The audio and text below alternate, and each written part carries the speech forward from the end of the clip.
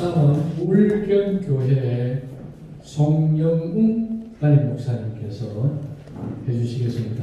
지난번에도 발표하셨는데 오늘도 재미있고 유익한 발표 한번 더 부탁드리겠습니다. 제목은 우파지향적 삶은 무엇인가입니다. 저는 좌파 유튜브를 많이 봅니다. 좌파들의 최근의 담론들은 어느 정도 됐고 이 담론들이 얼만큼 발전했느냐, 그리고 이 담론이 얼만큼 내공이 있느냐에 대해서 가장 현안의 문제를 어떻게 접근하느냐, 그리고 그 문제를 볼 때 딱 한쪽 눈은 가로고 한쪽 눈은 보는 것, 감정적 이해와 그 헤게모니 이야기는 어떻게 되는지 그게 궁금해가지고 이렇게 좌파적인 내용을 자주 봅니다. 자주 보는데 제가 과거 경험했던 80년대의 그 좌파적 담론을 단 1cm랄까 단 1보도 전진하지 않고 내나 그런 어떤 80년대 초반에 그 광주 사태 이후의 담론을 그대로 유지하고 있다. 그래서 참 저 동네도 답답한데 우리 우파적 동네도 못지않게 답답합니다. 이 세상을 어떻게 보느냐, 노동자, 농민의 당파적 계급을 통해서 세상을 이해하고 해석하고 개혁을 해나가고 혁명을 해야 된다. 당파적 시각을 갖자 하는 것이 좌파적인 시각입니다. 그러면서 제일 먼저 당파적 시각을 가지면 철학적 유물론에서 세상의 발전은 물질을 토대, 하부구조, 하부 토대가 튼튼해야지만이 상부구조를 개선할 수가 있다. 그렇게 주장을 하는 겁니다. 그런데 우리 우파적 가치로서는 영, 혼, 육의 가치도 하부구조에 못지않게 더 귀하고 좋은 것이다. 그렇게 이해를 하는 겁니다. 저는 일본학번이니까 전두환 대통령이 광주 사태를 통해서 정권을 잡으니까 학생반, 경찰반이었습니다. 그런 구조에서 이렇게 여러 가지 반정부 의식을 많이 갖다 보니까 여러 가지 그 반정부 의식을 많이 가지면서 자연스럽게 이른바 유물론적 변절법에 대해서 공부도 하게 되고 또 진도를 나가니까 주사파 공부를 하였습니다. 그래서 저는 대학원 논문을 주사파를 썼습니다. 주체사상에 나타난 인민역사 주체론과 민족신앙에 나타난 민중역사 주체론을 비교해 그래가지고 개인적으로 쓰기도 하였습니다. 그러니까 주체사상의 꼭대기 가장 최고 수준이 뭔지 아십니까? 주체사 수령 무오론입니다. 수령의 지도력과 수령의 영도론, 그러니까 영도론을 하는데 수령의 영도론에서는 무오하다. 수령이 일제시대 때 해방을 위해서 투쟁했을 때에 뭐 교육을 위해서 투쟁한 사람이 있고 뭐 외교를 투쟁한 사람이 있고, 근데 수령은 군사력을 가지고 투쟁했기 때문에 가장 정확하게 투쟁했다. 그래서 수령의 영도론은 무오하다. 그래서 수령의 영도론의 무오론을 주장합니다. 이 무오론을 인정하라는 거예요. 그래서 나는 예수를 믿기 때문에 어떻게 사람이 완벽 무오가 할 수 있느냐, 그래서 난 동의 못한다. 이래가지고 이제 그쪽 사람들과 다투기도 하고 이렇게 막 싸우기도 하고 그래서 교육을 했습니다. 그 미리보시 송환 추진위원장을 제가 했었습니다. 제가 이제 그 전명수술도 글도 쓰고 그 당시에 활발하게 해서 그렇게 했는데, 그 당시에 이인모 송환 추진을 할 때 그때 이인모 씨의 친구, 동지, 후배 이래가지고 그런 사람들 전부 다 모이니까 300명이 되는 거예요. 제가 한 일주일 동안 그분들하고 깊은 교제를 나눴습니다. 그때 느낀 게 뭐냐니까, 저는 그 당시에 주사파에 대해서 낭만적으로 생각했는데 그때 확실히 느낀 게, 이 빨갱이들은, 이 간첩들은 성실한 인민군이다. 주어진 밥을 하기 위해서 사람 목숨을 파리 목숨 따듯이, 그때 제가 주사적인 내용에 낭만적으로 동의하다가 그 사람들을 만나고 나서 거의 90% 돌아섰어요. 제가 그 일을 하면서 이 사람들은 어떤 휴메즘에 의한 것이 아니라 북의 지령에 의해서 움직이는 사람이다.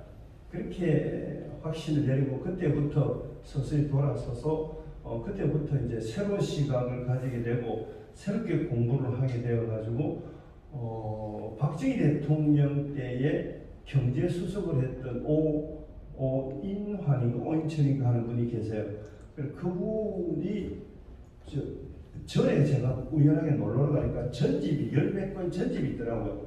그래서 자기가 죽기 전에 대한민국 경제 발전사에 대해서 기록해야 되는 데서 그분이 기록된 전집이 있더라고요. 그걸 쓰레기통에 버리려는 걸 제가 주십시오. 제가 받아와가지고 정독을 했습니다. 그래 정독을 했는데 한 보름 만에 다 정독을 했는데 읽고 나서 한 석 달 울었습니다. 너무 눈물이 나요. 그 역사가 바로 우리 아버지의 역사인데 우리 아버지의 산 역사이면서 그때의 그 어떤 그 경제 정책과 교육 정책 그리고 어떤 그 우리 한민족의 운명을 가는 정책들이 그 전부 다 녹아 있는 게 기가 막히게 기록이 되어 있는 게 그걸 읽으면서 뭐 얼마나 눈물을 흘렸든지 그래서 제가 그걸 읽으면서 완전히 좌파에서 우파로 성숙을 했고 이렇게 돌아섰습니다. 과거에 교회 다녔던 지식적인 믿음이 그 영혼육을 감상하는 총체질이 새로운 믿음의 방향으로 깊어지고 믿음에 대한 이해가 새롭게 정리가 되면서 그때부터 기도를 이성적으로 하던 기도를 그때부터 온몸과 영혼과 역사와 제 인생을 두고 새롭게 기도를 했어요. 그렇게 새롭게 기도를 하니까 성경에서 얘기하는 성령 세례를 제가 몇 번 받았습니다. 그때의 감동은 다 일루 말할 수도 없는 엄청난 감동이 있었습니다. 우파 운동은 원래 운동이라는 걸 안 했습니다. 6.25 전에 했고 해방 전에 좀 했고 해방 후에 좀 했고 그 다음에는 그냥 이승만과 박정희 대통령께서 이렇게 하시면서 그냥 나라 전체가 우파적 가치를 가지고 가니까 특별하게 조직을 하거나 뭐 이해를 가지고 고민을 가지고 한 적이 없어요. 그래 없는데 최근에 좌익 정권이 이걸 맡으면서 새롭게 우파 운동이 대두가 됐지 않습니까?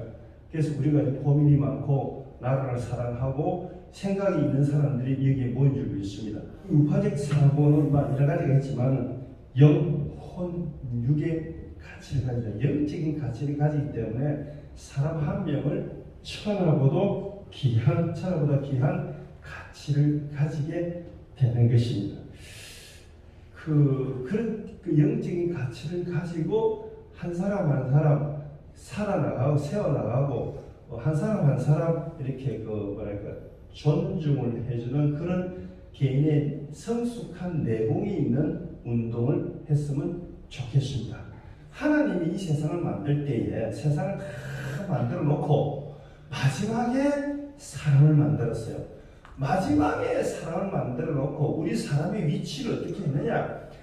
자연의 한 조각인 것을 자연의 한 일부로 만들지 않고 사람은 천하 만물을 다스리고 정복하는 권리와 권세와 능력을 우리한테 허락을 했습니다. 그래서 인간이라는 존재를 얘기할 때 자연에 비해서 우월적 존재가 인간이다. 그렇게 정의를 합니다. 그게 자유우파의 인간의 정의입니다. 부산에 코로나 사태 때 예배 드리지 마라 이래가지고 한번 광풍이 불었어요. 예배 드리지 마라. 그래가지고 교회가 딱 세 분류로 나갔습니다. 스스로 교회를 문 닫는 사람들이 있었습니다. 와, 2000년 역사 속에 스스로 문 닫는 한 번도 없었거든요. 근데 스스로 문 닫는 예가 한 번 있었어요. 한 번 스스로 문 닫는 교회가 있었고 또 한 교회는 눈치를 보고 행정당국에서 시키는 대로만 아주 소극적으로 하는 교회가 있었어요. 세 번째로는 예배는 생명이다. 정치와 관계없이 방역과 관계없이 방역을 요구하면 방역적인 시스템을 갖추고 구청에서도 빽빽한 마스크 끼고 일하고 경찰에도 빽빽한 마스크 끼고 일하듯이 우리도 빽빽하게 앉아있으면 더욱더 앉아있고 마스크 끼고 방역복 이런 방역 입고 예배를 드리겠다 라고 하는 사람이 있었어요. 그러니까 예배를 드리면 교회를 폐쇄하겠다. 그럼 폐쇄하시라고 폐쇄 안에서 안 드리고 마당에서 하겠다 하시라고. 우리는 예배가 중요하다. 그렇게 해서 마당에 예배를 드린 교회가 바로 이 대표의 아버지 손 현보 목사예요. 바깥에 예배 드리니까 이제 나중에 이제 하도 이게 말이 많고 여러 가지 세력이 저항 세력이 교회가 많이 동조를 하니까 다시 구청을 통해서 내무 행정부에서 지시를 내리기를 이제는 탄압을 안 할 테니까 적당하게 할 테니까 안에 들어가서 예배를 드리세요. 그렇게 권고를 한 거예요. 그럴 때 손흥민 목사가 당신들이 뭔데 안에서 드리라 밖에서 드리라 명령을 하느냐. 예배를 안에서 드리도 우리가 드리고 밖에서 해도 우리가 한다. 예배는 우리가 들고 싶으면 들고 말고 싶으면 말는 거지. 행정당국이 뭔데 이래라 저래라 예배를 하라 말하냐 얘기를 하느냐. 당신들은 예배에 대해서 말하지 마라. 예배는 우리가 들고 싶으면 들고 말고 싶으면 만다. 일제 신사 참배가 있었죠. 그 당시 똑똑한 운동권들은 국내에는 희망이 없다 이래가지고 만주나 다른 데 가가지고 해외 독립운동을 했습니다. 그 다음에 약삭 빠른 똑똑한 사람들은 전부 다 친일을 했었습니다. 그런데 약삭 빠르지도 않고 똑똑하지도 않고 그냥 성실하게 예배 중심으로 살아가는 그냥 일반 백성들은 그냥 예배만 드리면 된다 이렇게 이야기했습니다. 그 사람들은 기독교에서는 보수주의자다 그렇게 얘기했습니다. 손현보 목사님의 행보를 지금까지 쫙 이렇게 보면은 소문도 보고 노예 활동이나 시찰 활동도 쭉 보면요, 이분은 노예장도 안 하고 교회 연합회 간판다고 아무것도 안 합니다. 그냥 교회와 예배를 드리는 사람이에요.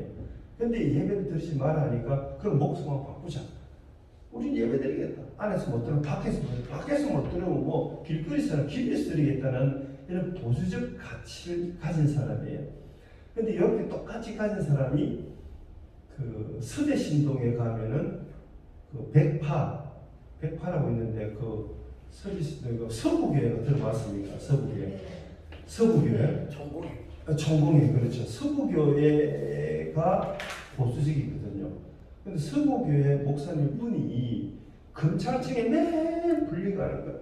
그리고 왜 행정당국에서 예배를 드리지 말았는데 영감님 드렸습니까? 그러니까 예배는 우리 의무 때문에 들었습니다. 참고 한번 생각하세요. 하고 이 사람은 정치적인 사건이나 관계없이 끝까지 예배 드리는 거예요. 그러니까 내가 그분한테 목사님 연대합시다. 변호사도 우리가 대주겠고 재판 비용도 대주겠고 다 대주고 우리가 연대합시다. 그러니까 그 서구의 목사님이 나는 연합도 모르고 잘 모릅니다. 목사님 열심히 하십시오. 나는 예배 드리고 잡아가면 잡혀가고 죽이면 죽으려면 그냥 예배 드리려합니다. 그래 하는 거예요. 그 서구교회가 굉장히 보수적이에요. 그 예배에 충실한 보수주의가 일제시대 때의 예배에 충실한 보수주의가 같은 신앙적 구성을 가진다 하는 것을 저는 봐왔습니다. 우파들이 오늘 이렇게 모이고 이야기도 하고 그렇게 했는데 우리는 어디에 갇혀드느냐. 제일 먼저 이 영에 대해서 사람은 개와 다르지 않습니까? 개와 다른 게 뭡니까? 우리한테는 영이라는 게 있는 거거든요. 개도 사랑을 한답니다. 감정이 있답니다. 근데 개는 사랑을 하고 개도 질투도 하고 쟤도 삐지지만 개는 이 영이 없는 거예요. 어떤 사람은 영이 있다라고 주장하는데 우리는 개와 다르고 자연과는 다른 게 우리는 살아 움직이고 율동하고 행동하는 영이 있는 게 영이 가치가 있으면은 이 영의 가치를 인정하면은 한 사람이 천하보다 귀하기 때문에 닭 모가지 따듯이 해서로 따고 그렇게 하지는 못하지 않습니까? 우리는 그러면 어떻게 됩니까? 영적인 가치가 존중되고 영적인 가치가 있는 사람과 교제를 하고 만나고 그런 사람들끼리 서로 존중해주고 예의를 갖춰주고 특히 돈이 좀 있는 사람들은 어르신들은 돈을 내놓고 거기서 어떤 프로그램을 할 때 좀 적극적으로 회비 이상의 찬조금들을 많이 내놓는 것이 모두 다 영적인 가치를 살리는 것이다. 그렇게 생각합니다. 이상입니다.